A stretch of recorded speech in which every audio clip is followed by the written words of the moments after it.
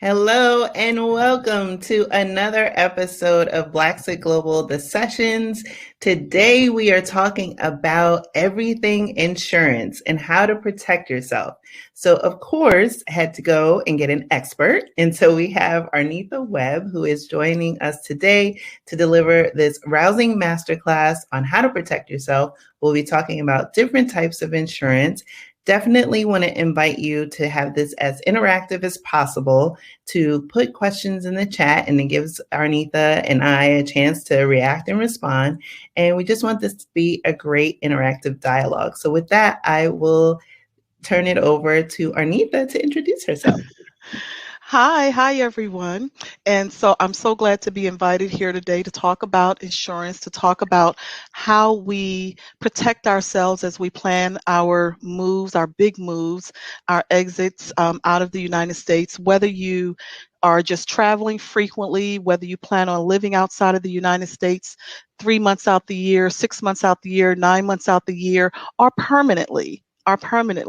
Hopefully I'll be able to answer questions on how to mitigate your risk in each of those situations. I don't think I need to say that the situation is very fluid right now with travel, and it's also very fluid with insurance. So it's really a good thing that we're discussing this because there's a lot of fluctuations. We need to understand the verbiage, we need to understand the policies and what they're covering, and how changes are taking place in each country on how they're granting entrance. Okay, how the rules for visas are changing. So I'm glad that we're talking about this today. Just to give you a real quick background, I've been in insurance for quite a while, P&C, life, health, all of it. But my focus now is international insurance. I've had the same concerns, the same questions, all of the everywhere. I've been exactly where you are. And so I look for the same answers and I look for solutions. I think for every challenge, there is a solution, and I am solution driven. So hopefully, I'm going to answer all your questions today, hopefully, I'm as sure best you as will. best I can, at least. I'm guessing that we'll, probably, naturally gravitate to certain topics that'll come up, and then, there will be questions, and hopefully, you may even answer questions that haven't even been asked. But, certainly I think in this stage, right, where we are in this COVID environment, top of mind is insurance, how to protect yourself, how to protect your assets, how to protect your loved ones. How do you think about not only travel insurance, but health insurance in your new destination? But I think this situation has really brought all of that to bear. And because we're faced with our mortality in a very different way than we have been in our day-to-day lives. And so I think it's really timely to have these conversations. And also, not to digress, but, as we think about, some of these other social issues that have come into play, and we think about accumulation of wealth and like I said, protecting your assets. And so it's really starting with doing an assessment of, how do I think about that, and how do I think about that in maybe my next destination, and what that means for anyone who may be remaining, stateside, or Right. how that comes to life. So, Right. so I'm really excited for us to delve into this topic today. So Indeed. Arnitha, so let's maybe start with the basics. Why is it important at a high level to be insured? Mm-hmm. Insurance, of course, is one of those things we don't want to pay for, but when we need it, we need it. No one wants to pay for the car insurance until you get in a car accident, right? I think, like you said, I think prior to COVID, we looked at travel insurance as either or. It was optional, right? We bought our airline tickets, our cruise tickets, our vacation packages. And when it came to, do you want to add on insurance? We didn't look at it as a big need. Okay. Some of it, unless the trip was maybe, over a certain dollar amount or what have you. But I think now no one should travel without it, because you really don't know what you're going to anticipate, and because situations are so fluid. But it's really in place so that you don't lose what you've already put out. Number one, you don't want to lose what you've already put out. Number two, in case of something that occurs that is completely unforeseeable, you don't want to draw from your bank account or draw from your savings or have to borrow or have to, email someone at home and say, send me a Cash App or Apple Pay because I fell and broke a tooth or whatever, For Um, sure. yeah, it's so that, you are covered in the event of the unforeseeable. Hmm. These days, the unforeseeable is sometimes getting on a plane and before, when you got on, everything was all clear, and then you landed, and now there's an issue, with you going immediately from the airport to your destination, or you have a positive COVID test, at your destination. It's a number of things now that are completely unforeseeable. So it's just within our best interest to have insurance. But there's a difference in how we've looked at travel insurance in the past and how in the travel insurance that I'm talking about. I think there's travel insurance that covers the trip delays, the trip interruptions, the trip cancellations, the lost baggage, all that kind of stuff. That's what comes at the end of when you buy a ticket and it says, do you want to add on travel insurance? But then there's travel, in parenthesis, health insurance. Mm.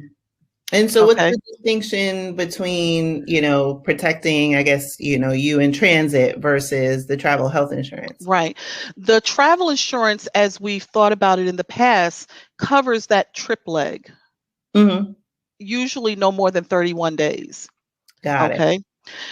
The travel, in parenthesis, health insurance, and that's how I'm visualizing, that's how I kind of want people to visualize it. You think about your health insurance that you have at home. Hmm.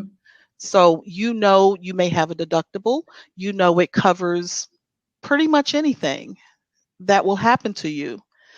That is how we should think of our travel health insurance now. Mm. It's not just about covering the expense of the ticket if there's a cancellation or a lost bag. It's about covering you, and not you just in terms of a medical emergency. Like I used the example of, oh, I tripped and broke my tooth. Okay. But covering you if you test positive, covering you Mm. if let's say I go over to Spain to live for 6 months, and God forbid I get a diagnosis of a serious illness. Okay. That's travel, quote unquote, health insurance. It is going to work like your health insurance at home so that you can walk into the anywhere and be seen. Also, the travel insurance, as we thought of it in the past, did not guarantee that I was going to have an English speaking doctor. Really? No, it did not. Whereas travel health insurance says, I'm from the United States, therefore, I am going to have access to English speaking doctors. It Mhm. is going to give me a like a concierge service, if you will, where I can call 24/7 for Mhm. anything. I don't have to just walk into whatever country I'm in. I don't have to just walk into the hospital and hope I can speak the language and just like don't know which way to turn. Who do I speak to? Which corridor do I walk down? I can call my emergency number with my health insurance, my travel health insurance, and they will direct me and guide me and stay with me all through every step of the way. Okay. That's It's huge. That is huge because I yes. know that there's definitely some popular destinations that people have considered, whether it be parts within the continent, Mexico, Asia has been popular. And so, while there may be English spoken, we just don't know what that means in a hospital setting when Right. being able to make a informed decision Right. is critical and it could be a matter of life and death. And so I Right. had no idea that that was even part of that. Would that also then include say, for example, you were to have an accident or a situation and you needed to then, or opted to be then treated back in your home country, let's say it's the United States, would that travel health insurance also have that kind of provision? Yes, they all have that provision to a point, depending on what plan you choose. Hmm. Okay. I'm a broker, so I look at, different companies and different plans, and they are all similar and yet different depending on what you add on and what plan you choose. But they all have that to a degree. Just depends on which plan do you choose. Mhm. Now, but to speak to that exactly as it relates to COVID, there are a lot of carriers that, okay, we know what Europe went through with COVID, Italy, Spain, all the, we know, UK still going through, Germany still going through. So let's say I'm over in the UK, I get diagnosed with COVID, my symptoms are not good, I want to go back to the States. They are handling those repatriations on a case by case basis. Really? Yes, they are. Yes, they are. So it's not automatic because of a number of factors, because of border issues, Mhm. because of um, they're in such a volatile situation and they have variants. Then it's the U.S. situation. It's like, so they're not just saying, okay, here are the symptoms. Automatically, they can be transported back to the US. It is not automatic. It is case by case in the UK. And that's the thing with COVID, everything is sort of case by case, country by country, circumstance by circumstance, Mm. plan by plan. Wow. That's how And fluid it that is. makes it really confusing. I would have, well, just hearing it, one, it makes it confusing, and it underscores why you need someone who can help guide you through and understand, like, what are you trying to do, so they can kind of help them steer in the right direction. But also recognizing that, like you said, this situation, like I said, whether it's travel, health, we'll talk about other types of insurance, that it's so fluid and can change on a dime, that it's so important to stay on top of the latest and greatest. I think that's why, and I know that the way I answered that may have sounded like but it's so that they can handle the more serious cases. You Mm-hmm. think about it, I may have a positive diagnosis and may not feel well, where someone else may be on, and I may want to come back to the US, but someone else may be on a ventilator. Okay. And So that case is going to take precedence, get them back to the US as opposed to the person that's, in a few weeks will probably be okay. got it. So that's the best way to kind of bring that into perspective. Also, it was something else you said. I think the thought just left me that I did Yeah, want no to. worries. No worries. But Yeah, it's fluid, but it's I got to tell you, I personally am very hopeful and very positive about how the world in general, though, is handling COVID in terms of travel. Let yeah, me just say that in terms of yeah. travel, because they're responding and they're responding fast. Mhm. No country wants, think about it. Last year was like a year of the world being on lockdown. You Pretty know how much money was lost, right? yeah. They don't want that Yes. 2 years in a row. No, and you're right. From a GDP perspective, we've seen, certain countries they contracted, and others initially contracted and then maybe exceeded their previous years. Like China, for example, they initially contracted, Yeah, and from a GDP perspective, and then yeah, they surpassed it, right? yeah. But it's because they handled the pandemic differently than the United States, for example, which we know is challenging. But along that line, do you see, one of the things that we wanted to discuss in our chat today, do you see this whole topic of insurance, and maybe as an extension of that, now that we have vaccines, several vaccines on the market in different therapeutic areas, do you see like insurance being like mandatory, where either airlines or countries are saying in response to COVID, we are not allowing anyone to enter the country without some form of insurance? Absolutely. They're already doing it. They're Mm, already doing it. Absolutely. There are certain countries you can't enter now without it, and there are visa requirements being changed as we speak. Just even before, because I knew we were going to be chatting today, anytime I know I'm getting ready to have a conversation, I go look for updates with my carriers mm, because things are constantly changing. And I have now these are, and I always have to say this is as of February 19th, because something could have changed in the last 24 no hours. doubt, no doubt. The only constant in life is change. Exactly. And the countries right now that will not let you in without travel health insurance Mm. is Aruba. And Aruba, you have to have coverage up to 75,000.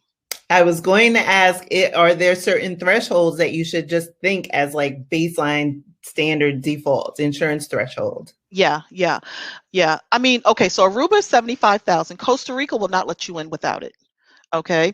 And Costa Rica is one of the most popular expat destinations. Yes, it is. It Okay. came out on my radar very recently. I think I said it in the group and to some people that, all these chats that I have with people during the Blacks at Global podcast or in the Facebook group.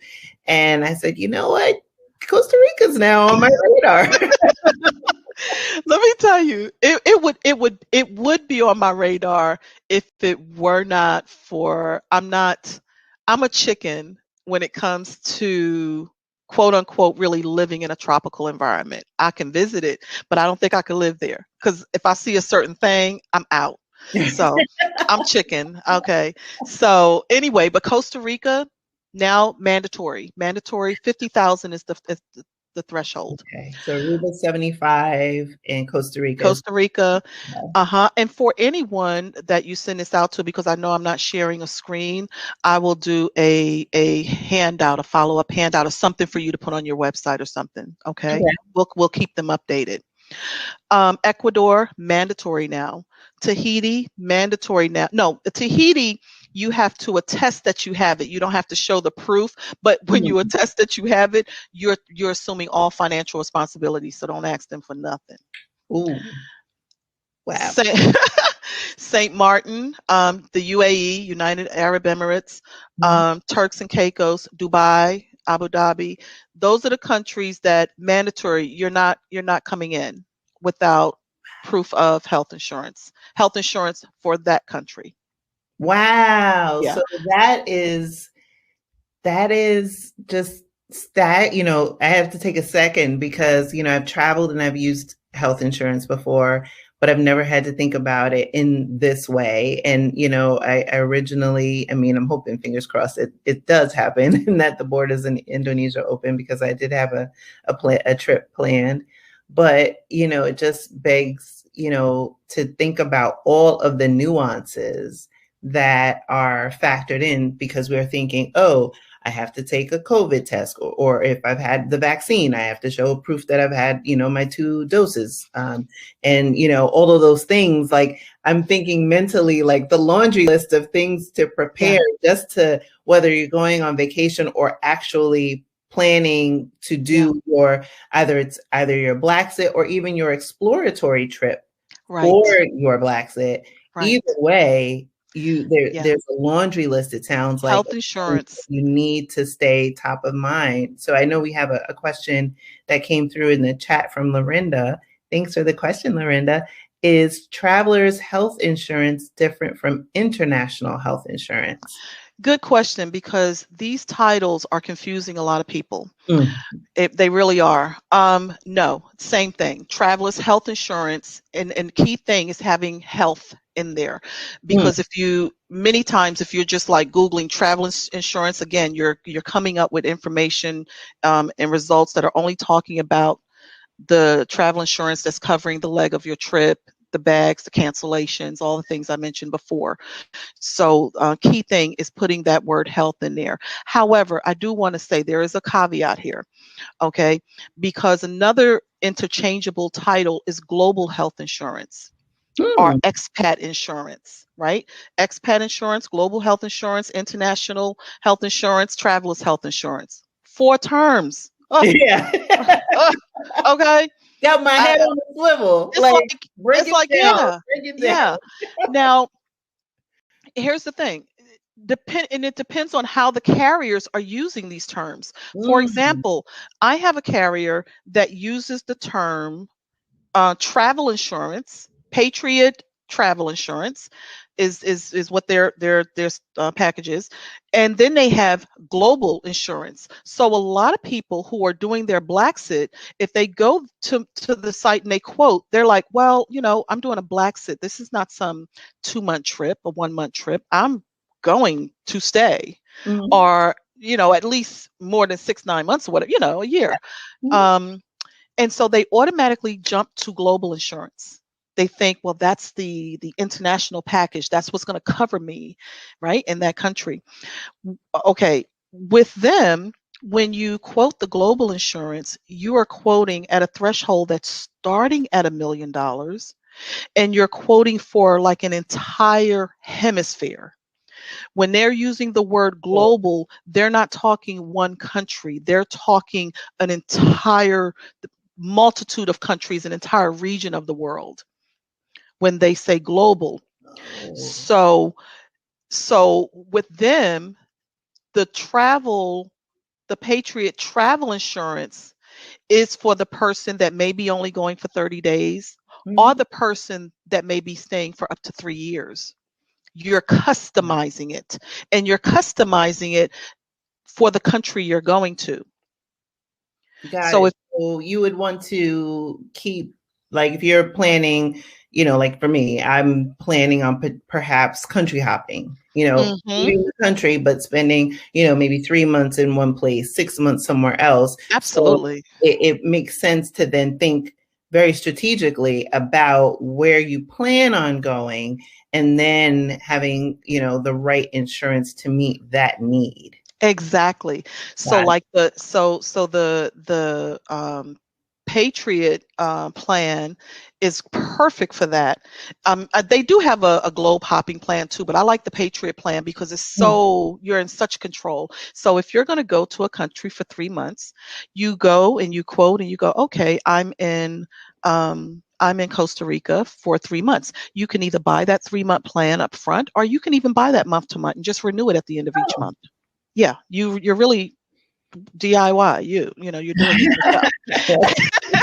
And then, I'm gonna go over to Aruba for a month. I'm gonna be there. Okay, so now switch that to cover you in Aruba for a month. I want to go over to Austria. Now I'm gonna go to Austria and I'm gonna stay there for 2 months. Now do the next 2 months for Austria. With their plan, you can really, as you are navigating, and because like you plan on doing that, I had a full itinerary when I had a plan like that, but then I wanted some flexibility. So sometimes I decided, I'm not going over to Prague. I'm going to stay here a little longer. Next I'm going to go here. I'm going to switch some things around. With that particular carrier, and since you're in such control, you just go right into your portal, your My IMG portal. You go right into, you don't even have to call me. You go right into your portal and go and just, extend your stay somewhere, or say the next month I'm going to be in Austria, and you get your policy for Austria. Oh my gosh, I didn't realize it's that easy. So one question I have as a follow-up, because this is a great, conversation that we're having. So let's use that as an example. And I'm in Austria and I've kind of done the country hopping thing. I want to come back stateside for a period of time. So is it typically that your, whatever insurance you use, but let's use the Patriot one, for example, when you go back to your home country, the country that you have your passport from, is that insurance not valid in your home country when you're at home, or is there variances? Yeah, yeah, it's variances by carrier, Hmm. but with Patriot, I think if you come back to the States for like 2 weeks, it'll cover you for like that 2 weeks, but then not unless you then switch it over to that you're in the US. Ah, Now, here's the thing though. Here's the thing. Understand that the United States is one of the most expensive countries for health insurance. yes, it is. Yeah. No doubt about that. Yes. So so keep that in mind. Secondly, um as a matter of fact, I'm going to back up. Yeah, I think it'll cover you for 2 weeks, just 2 weeks with them. Okay. But typically your international insurance, as a rule of thought, don't think of it as covering you when you come back to the States. It is only covering you when you're outside of the country. Yes, that's an important distinction. It really is. When a carrier, an international carrier like IMG, is offering US coverage, it is usually for people who are entering the United States who are not US citizens. Ah, okay. That is also very important to know because typically, and I'm thinking, and I mean, everybody knows I have not made, well, while I do travel, or did before COVID, I've not Mhm. lived abroad as yet. Uh-huh. Is, a lot of times people talking about, wanting to leave everything behind, either moving abroad, and deciding to start over somewhere. Either they have a job or don't have a job, being a nomad. And so as I'm thinking through what you're saying, it's very important to factor in. You may be also saying, okay, I'm leaving the US. You don't have any more health insurance. I now have this global coverage. And it sounds like being clear on the fact that that global coverage does not cover you when you do travel back, which most people do travel back to the States to visit family or attend with business or whatever it is. So it is very important to be clear on that distinction, because you could find yourself in a really unfortunate set of circumstances, like you said, because healthcare in the United States is, even when you have health insurance, is expensive. Exactly. Let alone when you're abroad. And through the Blacks to Global podcast, I have such great conversations with people in different countries. And they often tell me that, either they are, have some level of, insurance or protection where they are, or I guess I should say, it's often a cash situation where you have, maybe a tooth that comes out, and then you're just, it's so small, the amount in comparison to like Yeah. what that would cost in the States. Yes. It's often a cash transaction. But I think the Yes. thing that you're underscoring is to really read the fine print. Yeah, yeah. And I think too, to kind of speak to what you're saying, depending on what country you're going to, a lot of times people will look at it like, well, healthcare in general is very cheap in that country. So, well, in some countries you're not going to have the option of foregoing this anymore, because Mhm. again they're changing this. But Exactly. but the thing is, it has been, I don't necessarily have to have health coverage because it's so cheap. If I you know break a tooth or whatever, I can pay out of pocket because it's very cheap. um and that is one way of approaching it. But again, the health insurance is meant for you to have quote unquote special treatment. Mhm. Is meant for you not to necessarily just walk into the local clinic or their government hospital and hope for care, or try to get taken care of. It's so that you pretty much have carte blanche, and you know that you're getting taken care of, and you know that you're going to get the best. It's so that if you need a hospital room, you have a hospital room, and it's of a certain standard, that things things are going to be explained to you. You know that your drugs are definitely covered. Mhm. You know that if it's something more serious than a broken tooth, that you don't have to panic. Mhm. Excuse me, got something in my throat. Yeah, no So worries.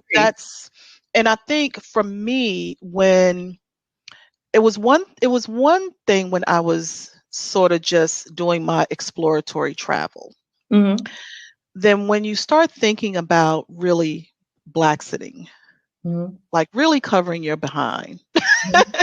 you know, like Yeah. for real, for real. Yeah. If we're talking about insurance in this context, we would hope that you're like Right. for real, Thank you, babe. Thank you. Thank you. for real. Yeah. When you're really, that's when you go, you know what? Yeah, I need insurance. Yeah, I mean, legit. Like I have, I have, not to digress too much, but like I take cholesterol medication, Hmm. and I have for years, right? Hmm. And so I always make sure that I have my meds with me, when I'm traveling. And thankfully, I don't have any chronic conditions. But like recently, I had a guest on the podcast who has multiple chronic conditions, but yet she's on her retirement world tour, and has had unfortunately some long stays in hospitals because of her condition in different parts of the world, where they did not speak English. And so it is, depending on your situation, whether it's foreseen or unforeseen, challenges that can occur. And to your point, you want to be able to at least have that peace of mind, because that's what insurance does. It's just That's right. it mitigates the risk and gives you peace of mind. Obviously, not carte blanche to run around Mhm. reckless, but Right. also to know that in the event that something were to happen, that you're taken care of, Right. in a manner that you would maybe as close as you could get, or in some cases better than you would in your home country. Yes. So with that, I know there was another question I from saw, yeah. Mhm. Adalia.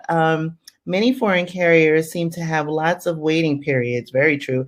If you develop a condition after the waiting period and want to switch providers, does that condition now count as a pre-existing condition? In this situation, is it better to stay with the company where you survived the wait period before developing the illness? That's a great question. Okay, so I don't have any carriers that have wait periods. Oh, okay. So so I'm not familiar with those. Um Maybe that's why I didn't select them, because they had wait periods. I don't know. Because Mm, I do, before I broker or go in with any partnership with a company, I do look at really very closely what they're offering, and I kind of evaluate. Um, I don't need a multitude of carriers. I just need some good ones. mm, So I don't have any that have waiting periods. So I'm not familiar. The only waiting period that I have with a carrier has to do with income protection, which is yeah. another type of policy that maybe we'll have time to talk about. Mhm. But in terms of your health coverage, all of the health carriers that I have are day one once you're insured. Now, that said, let's talk about pre-existing. Mhm. Pre-existing, pre-existing. Depending on what policy, which carrier and what policy you're applying for, determines how they look at pre-existing. Pre-existing, but managed, if you will, Okay. um, is really not a. It's almost a non-factor in a sense. Um, Pre-existing, but with no hospital stays within the last 60 days, um, is another factor. Now, I'm not an underwriter for these carriers, so I'm giving you the broad view that underwriting will look at with Got pre-existing. it. Mhm. Okay, I'm not giving you the you know, I'm not the underwriters, but this is how, if I'm taking an application, if I'm looking at an application and being familiar with just in general what the underwriters will look at for a pre-existing, yeah, if it's usually no hospital stay within 60 days, um, and whether or not the underlying condition is managed. Got it. Okay. Hmm. Got it. Got it. And so She Ellie also says, said she has Mexican insurance. in this situation, is it best to stay with the company? Okay, let me also speak to the carriers that I deal with. Your medical exam, if one is even required, because it's not required for everyone. Okay. If it is required, it is only required at time of application. That's it. You don't go through medical underwriting again. So even if your health was to decline, it's a non-factor. You're still covered. Wow. Okay. Yeah. Even at renewal. Even at renewal. Oh, okay. Even at renewal, you do not go through underwriting again. Got it. Okay. Um, um, and with one of my carriers, there is even an option to go into a category of just being covered for your lifetime. If you get your coverage before the age of, I think it's 65 with them, and you keep it for at least 10 years, I think it takes you into a category of you're just covered for life. You don't even renew anymore. You're just Wow. end of life. Yeah. So these policies, quote unquote, international health insurance policies, again, there are tons of options. The most important thing is to look for one that covers your needs. Mm. That is the most important thing. If you have a chronic condition, make sure it covers your what your needs are. If you know you have certain certain things that run in your family, if you know cancer runs in your family, it makes no sense to buy an international health plan that doesn't cover cancer treatments. Mm. God forbid, God forbid if you get a cancer diagnosis and you're living outside of the United States, you don't want to have to come back to the United States just for that. You want to be able to be covered for whatever it is you need. You also, another thing that's a huge factor is mental health. Okay. You want to make sure that, any type of mental health is covered. You want to make sure if you get pregnant, childbirth is covered. Mm. All of the things that come along with just living the different stages of our life is what you're looking at in these plans. And you just want to make sure that the plan is speaking to your specific needs. Okay. That is the huge difference between a typical travel insurance plan versus a travel health insurance plan. Travel insurance is looking at the short view. Travel health insurance is looking at the long view. Yeah, that is huge. I mean, that was like light bulb. Because I'm like, wow, and that's why I love having these conversations, because it is such an education, and also for me as well, is it also illustrates why it's helpful in my mind that the value add of having someone like you step us through what the different nuances are and the decisions and the factors when making, considering and comparing, because you have obviously more relationships with these carriers and understand, the technical terms versus, obviously in this internet age, everything's on demand, kind of DIY. You could DIY yourself into misinformation. Right, into misinformation in a situation that could have been avoided had you had proper counsel. So I hope that, everyone, and I see the questions coming in, that the big takeaway is really having, someone who understands your situation and understands the nuances of the industry, and obviously all of the changes, and keeping a pulse on those, to guide you through, what is a very, very important decision to protect yourself. So I know there was another question from Lorinda. Do you recommend a particular type of international policy to cover urgent care or ER visits for visits to the US? I know you talked about like a 2-week distinction for the US. But that actually is a great question. So say you were abroad, and I know you mentioned that most policies don't cover you when you come back to your home country, but say you were to come back for an extended period of time, 3 months, let's say, how do you have to think differently about that insurance for that time period? You have to, I would assume that my international plan is not going to cover me if I'm coming back for that length of time, Okay. because most of them are not. Mm. They are meant for those who travel extensively, live or work abroad. It cannot replace a U.S. policy for a U.S. citizen. Got it. So if you are a US citizen, which most people in the group are, Hmm. and they are coming home for an extended period of time and they don't have, the only policy they've had or maintained is some type of international policy, how do you protect yourself when you're home and you may not qualify for maybe certain programs that are government, funded You programs? you're going to have to rely on what the U.S. offers. You're going to Oh, have to go into, wow. yeah, yeah, Wow, that is huge. That is yeah, huge. yeah. That's really what happened to me. Really? Yeah, I didn't think I was going to be back this long. Uh,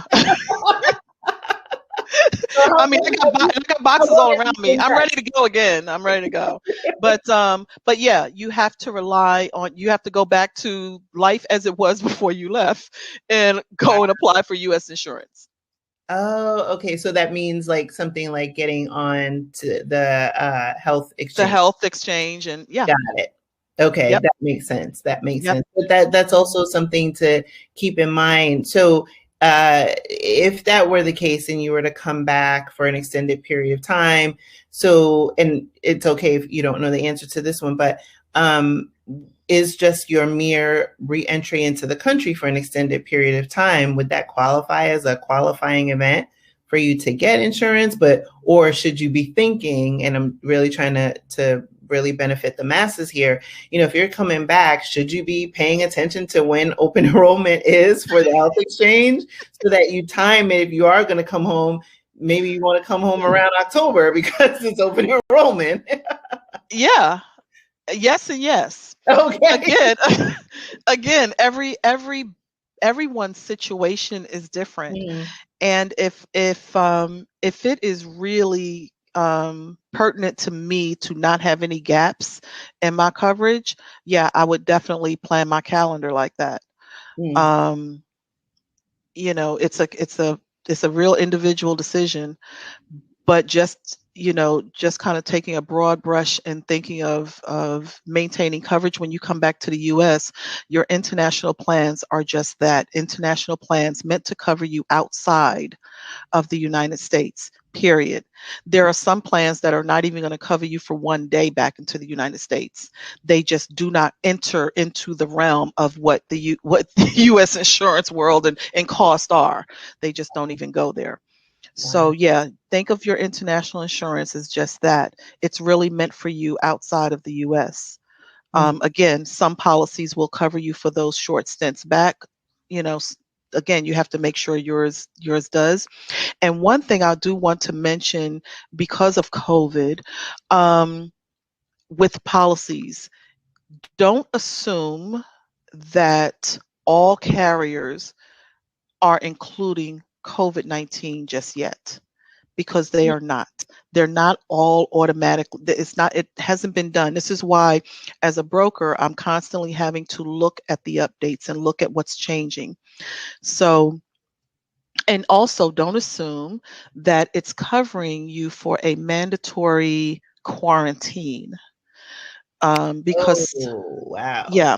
So let's say you arrive in a country and um, you wasn't expecting for them to say, we're going to transport you over to this hotel and you're going to have to stay here for 7 days. Yeah, and a lot of them are doing it now. Canada, Thailand, and I think the UK is also considering that because of the new strain there. Yeah, So yeah, that yeah, is reality. yeah. So a lot of policies are not covering the mandatory quarantining. They are covering the COVID diagnosis, the care, your health care, your Mhm. treatment. That's what they're covering if they include COVID. Okay. Mhm. You want to make sure when you select the policy that it is not excluding COVID. Okay, you want Okay. to make sure it's not excluding it.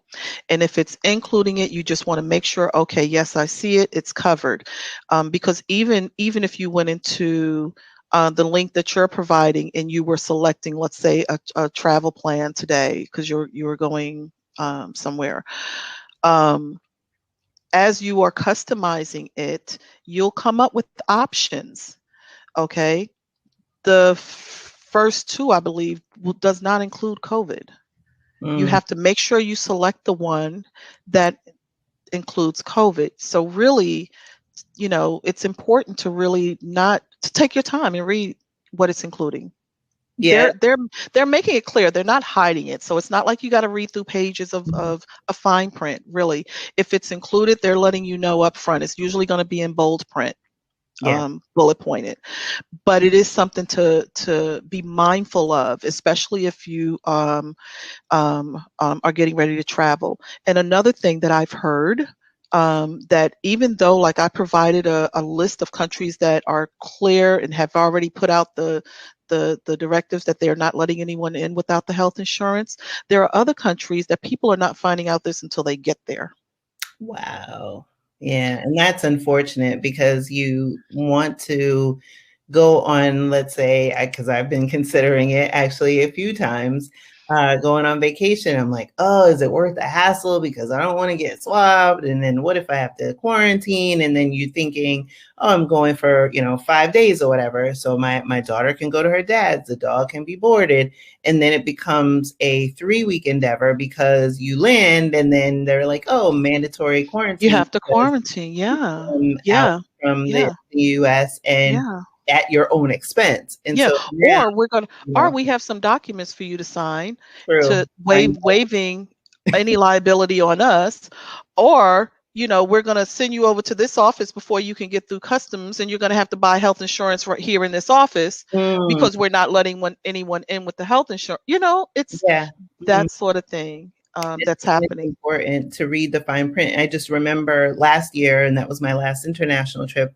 I went to Australia and New Zealand, and and my cousin and I, this was a trip we did together. And leading up to it, she's in Texas, I'm in New Jersey, and we were really paying attention to the wildfires because that was really what was going on in Australia. And I was like, oh, I gotta get some, travel insurance because, you know, the wildfires I believe started in like September of last year, and then Yeah. we started getting to the back or of 2019, I should say, now that we're in 2021. Yes. But Yes. but as we started getting to the tail end of 2019, then there was the talk of COVID, and I was like, okay, now I have to get it. And then because I had gotten it before it was labeled a pandemic, I was covered. And now, yes, I was covered for that trip. And I had, another trip planned later in the year that is now moved to this year, hopefully, fingers crossed. But one of the things that I realized is I didn't get the cancel for any reason. And I also had, come back to the States, had started a new job, and then 3 weeks later was sent home because of COVID. And then 3 months after that, we all got terminated. So I'm like, oh, okay, now, the policy has a you lose your job and, exclusion. But the nuance there was like, oh, well, you had to have been in that role for a year in order to be able to be covered. So there's so much fine print. And all that is to say, there's so much fine print that, it's not like one of those click the button and accept cookies or, where you Right. kind of glance over things. Like these Right. are decisions that can have material impact on Yes. your day-to-day ability to move about or Yes. decisions related and impacts related to your financial picture. And I spent a lot of time paying attention Yeah. to my financial picture and planning that. Yes. But it's just to illustrate the importance of taking the time, really being strategic, really getting good Yeah. counsel. And I hope everyone is getting value out of this conversation today. I Um, do too.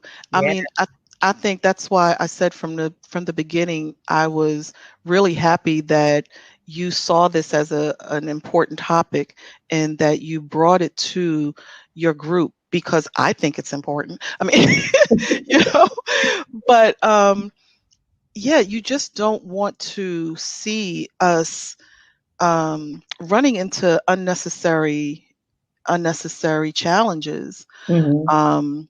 when it's really about what you say. You keep using the key word strategy. It should just be part of your strategy. It's more important. I would think it's more important to let's say hypothetically, the plan that you need costs you an additional $100 a month. Mhm. It is so worth it. It Yeah. is so incredibly worth it. Yes. It's like, look, just factor that in. That's, Mhm. your hair appointment. I don't know. Just Yeah. factor it in. Cell phone bill, whatever, Yeah, whatever. Yeah. It's critical.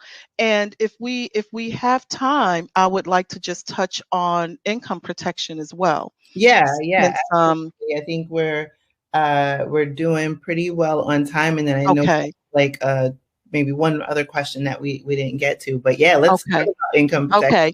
I Because want I to know. think I want to know. I have this thing of women, building wealth internationally, and it's a whole long-term game for me.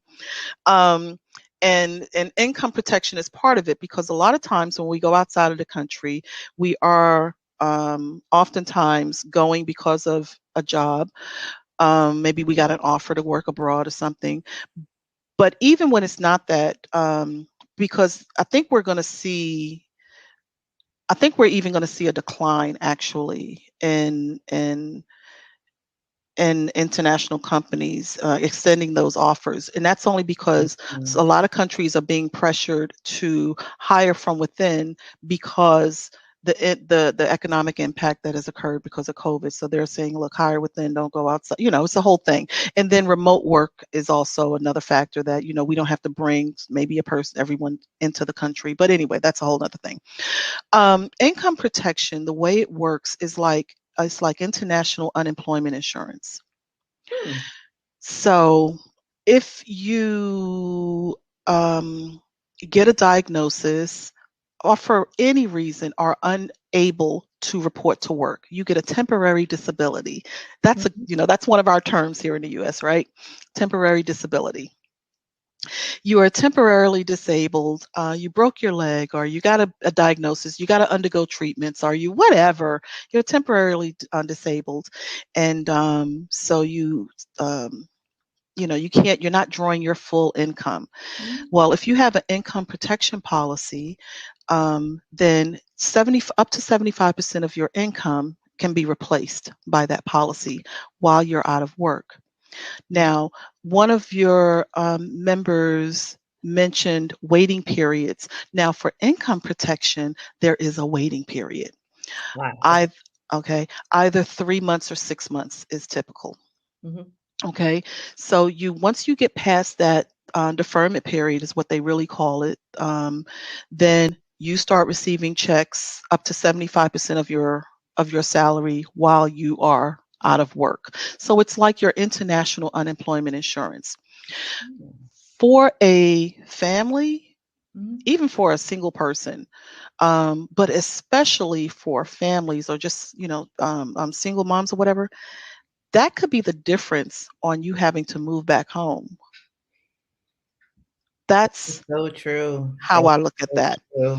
If all of a sudden I'm working and now I've lost my income, how do I stay in this country? Mm. Yes. And I can't work. Mm. So that's the kind of risk that you're protecting with the income protection. Now, there is a age thing. You can't apply for it. You have to be under 55. Okay. Under 55 for the income protection insurance. And it only covers for incomes up to like 145,000, 144,000. Got it. Um, but in a nutshell, that's what it will cover. So imagine, you're working overseas, and your company does all these layoffs or terminations because of COVID. Yeah, it and can. you really didn't want to come back to the US, you kind of, it's like, okay, like I always say, had I had the foresight of COVID happening, I would have stayed in Barcelona and just wrote it out there. you Mm, know yeah, I would have wrote it out there that's how I then. feel about New Zealand. I'm like, man, 2 more weeks, I would have just been chilling there, and trying to Okay, I fend just for the wish I would have child. known. I wish I would have known. I would have stayed put. Oh gosh. Nobody knew it was gonna be this long. Nobody knew. My budget would have stayed nice.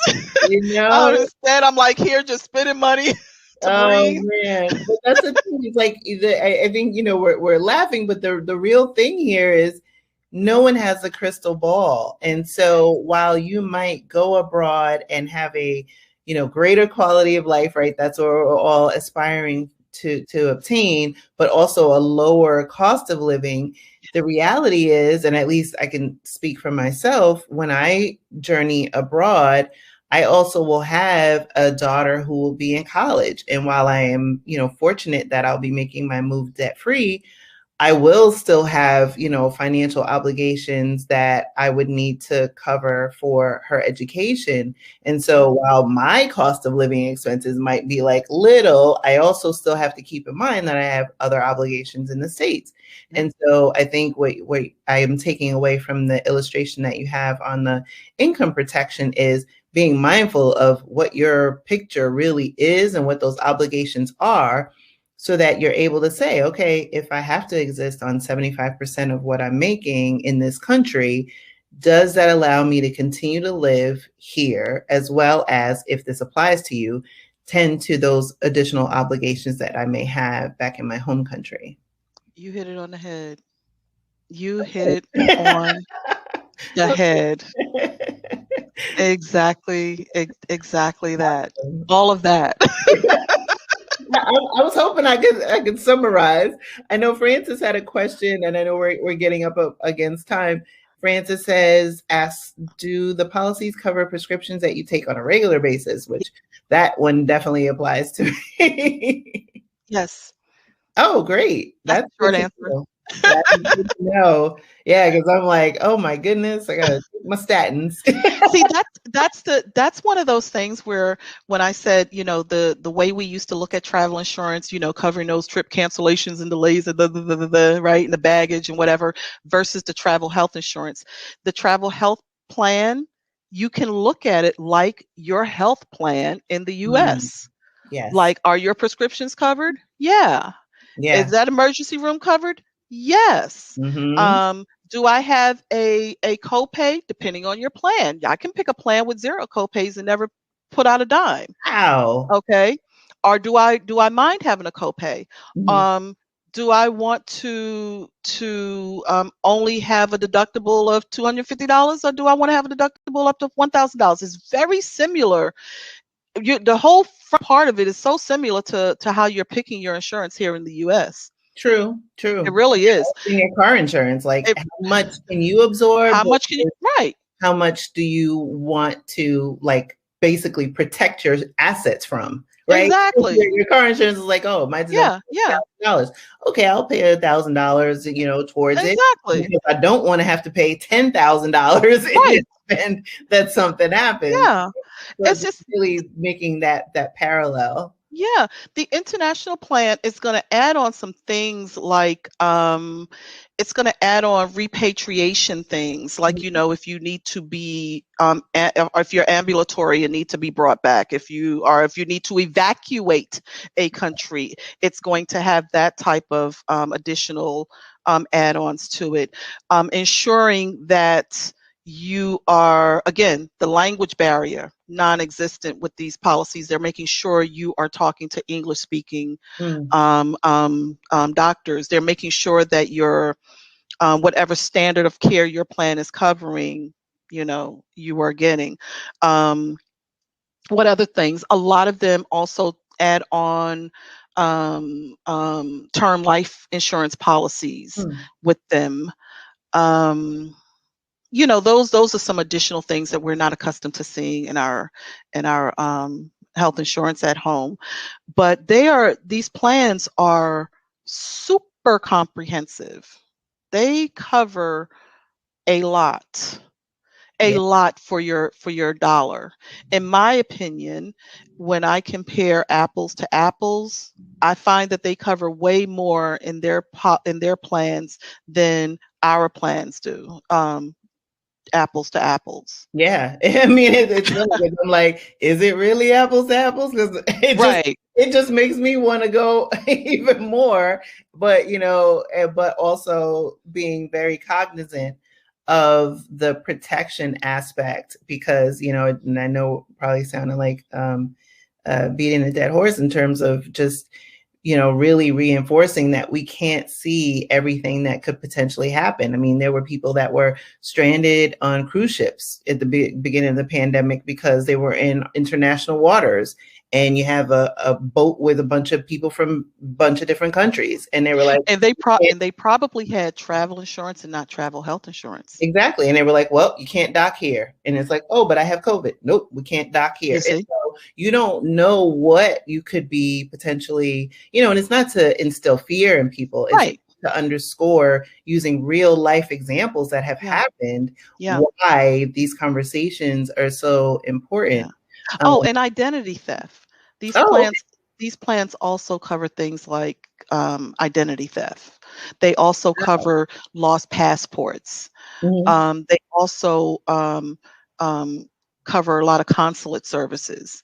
So they are very comprehensive. They are different than your standard travel insurance. Yeah, Okay. I've definitely taken an education here. I know, let's see, Adalia asked, does that income replacement insurance cover people who work for themselves like digital nomads? That's a great question. That is an awesome question. And it depends on how you are set up. Okay. If you are set up where you actually have yourself on payroll, yes. Okay. So be mindful of your structure, which I'm sure, I think you even had someone talking about taxes.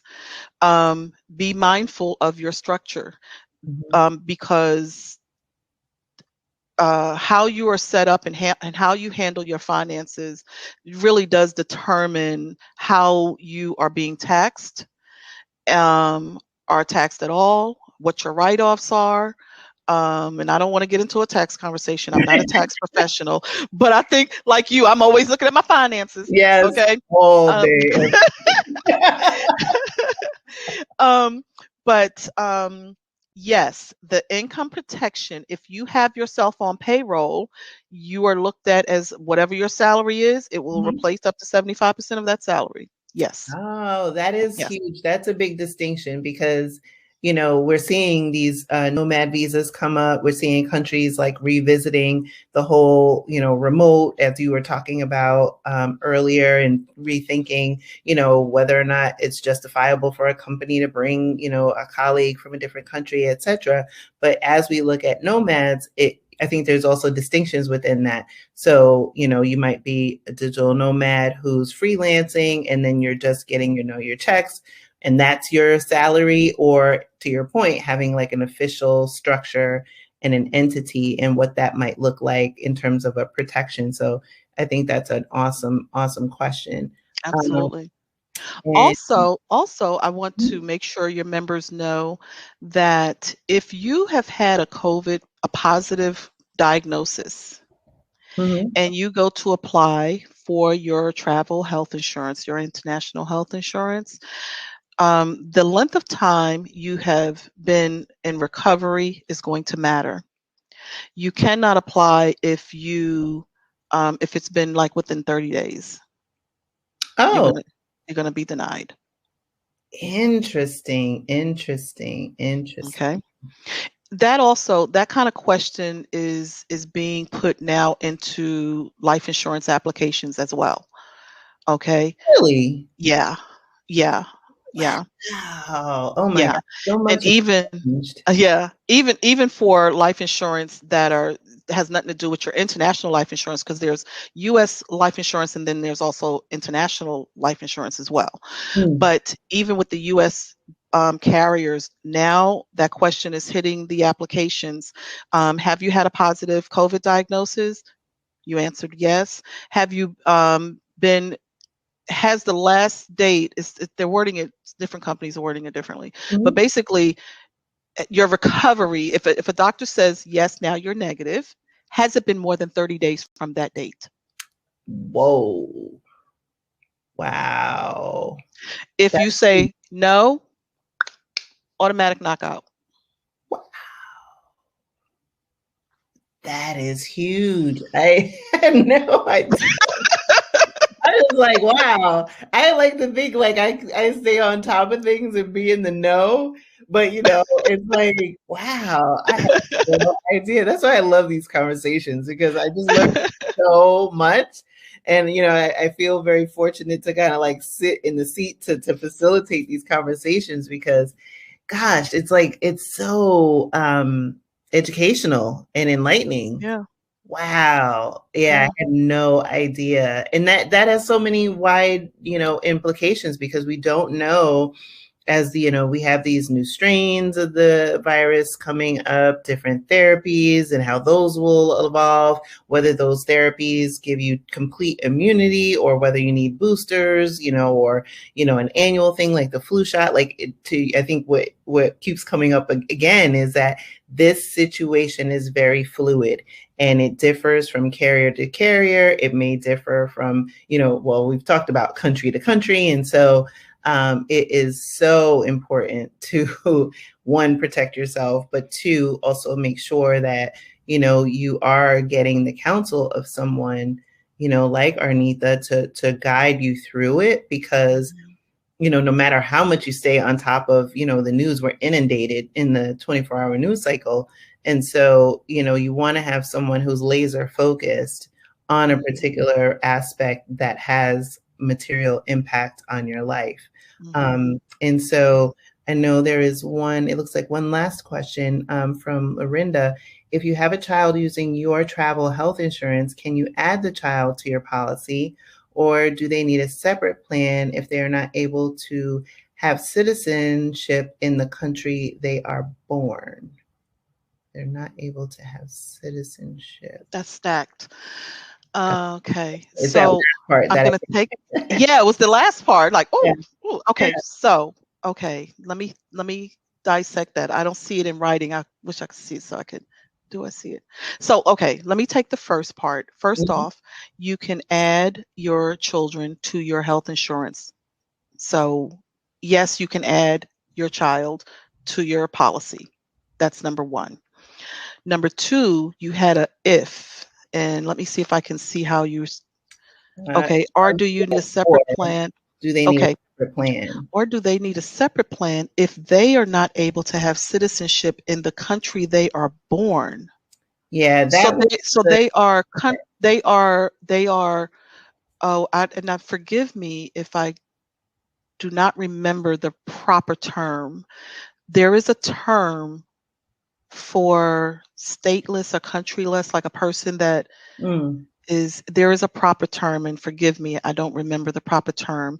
And it sounds like you are saying, yes, they're your child, but they don't have citizenship anywhere in any country. Lorinda, can you answer that for me? Are you saying that you birthed the child, the person, if it doesn't have to be you personally, birthed the child, but the child was unable to become a citizen of the country they were born in? Is that what you're really saying? If you could answer that. yeah, that would be helpful. That's the only, yeah, I think the real, that's the part that I think I'm also getting tripped up on. But if you're able to drop that in the chat, that we'd be happy to answer that. If not, Mhm, we can definitely mhm. follow up And offline. that and that is definitely something that again, I don't work for any of my carriers. I am not an underwriter for any of the carriers. And I am not I don't know everything. So when I get a question that I'm really not sure of, I defer to the carrier. I will go directly to the carrier or send you directly to a carrier so you can hear from the horse's mouth. Mm-hmm. And this is probably going into that area that I will go, let me get some more information. Mm-hmm. But I think the first part of the question is definitely like, yes, you can. Yes, That one is absolutely. clear, but if the other or applies, that may be something that you don't have to drop it into the chat if it's too personal. We can also. So I think Absolutely. she said we're planning to have a child in China and might not have Chinese citizenship to put her on local health insurance. Got it. That makes sense. And I was reading this article, not to digress, but it was maybe a similar situation where the father wasn't a citizen and he was in Japan. And so there are nuances in certain countries in terms of how a child is assumes citizenship. So thank you for explaining that.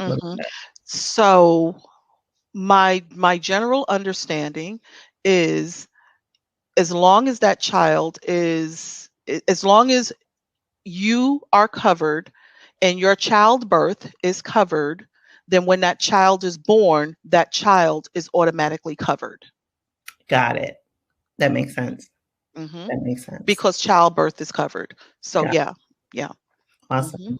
Cool. Absolutely. Yeah. So and just to wrap, I know, first of all, I want to thank you, Arnitha, for your time, your expertise, and your willingness to answer these great questions.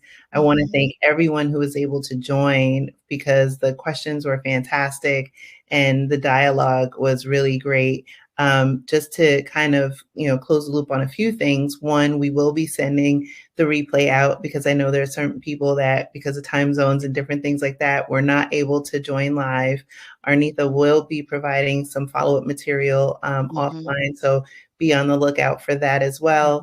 And then also, if you are and have been inspired, which I hope you have been, to have a conversation to, get a quote on what your protection could look like, whether you're traveling or whether you're about to make your journey abroad or your exploration trip, whatever the case may be. There is a link that is in the chat. And so if you would like to do that, you can click on that if you're in the actual chat live. If you're in the replay, I will also send that link out to you, and then you can run through and look at different scenarios. So I just wanted to say that this was an awesome, awesome, awesome session. That's good. And again, if I make myself available to answer questions all the time, I don't mind at all. So I know it's a convoluted area in some cases. So feel free to reach out, ask questions, join my mailing list. Yeah, and I'll help in any way that I can. Awesome. And I will, like I said, I will send everything out to everyone as soon as all the files download and process. And I just wanted to thank you again. And so, everyone, thank you. Get ready for, another episode of the sessions. Be on the lookout for that. More to come, and hopefully more to conversations with Arnitha, because I'm sure, as things change, I'm feeling like we're gonna have to do this again. I know. I said I was going to start, I was going to do a blog to talk about some of the changes. I just know that once I kind of approach some of the changes, I'm going to have to be at least updating the changes at least once a month, once every 2 weeks or so, because it is so fluid. But but we need the information. Absolutely. We need it. Absolutely. Yeah. So thank you again. And thank you. On the flip side, bye everybody. Okay. Bye. Happy travels. Yes. Black Sin. Yes.